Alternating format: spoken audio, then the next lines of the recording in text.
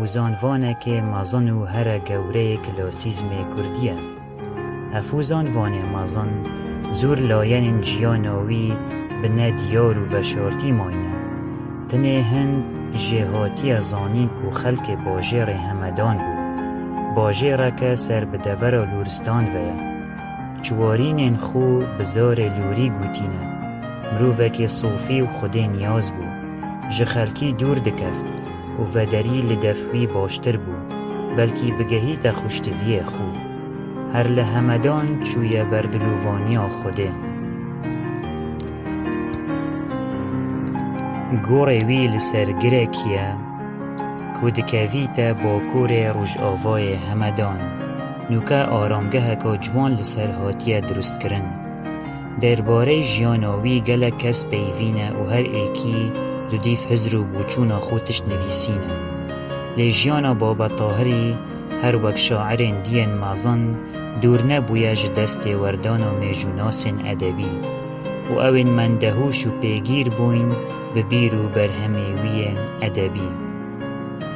میرزا مهدی خان گوتارک درباره جیانا بابا طاهری دگووارا کومالا آسیایی دا بنگال لسال 1404 زاینی بلاف کریه. دیرو کاش دایک بونا بابا طاهر همدانی لپیوه چواری ناوی برچاف کریه.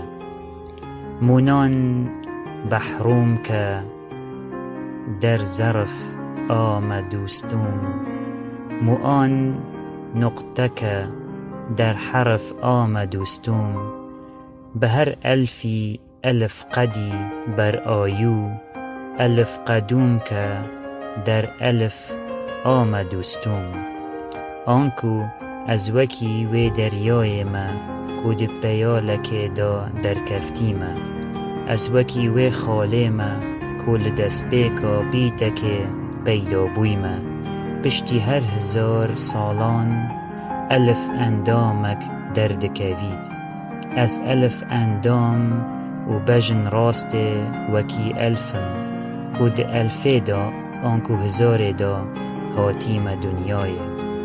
پاشی میرزا مهدی خان ده را 2 ماهی دا لپی جمارن ابجدی شروع کریه که سالاج دایگبونا بابا طاهری دکویتا 326 مشختی که برانبر 938 زاینیه. هر وسا سالا 401 مشختی دانای بسالا مرنه لیچه بلگه نه ایناینه که برانبر 1010 زاینیه. هرچه و بید چند سال کمتر یا زیده تر چه جبه های هوزانوانیا بابا طاهری کم و زیده ناکد که هوزانوانه که صوفی و خودی نیاز بود لسردم خودا. برهمه وی او برهمین ادبین بو مج بابا طاهری ماین که مالا چوارینین وینه که زور به هیز بون و جه خود دل و درون خلکی دا کربون و جبر کری بون.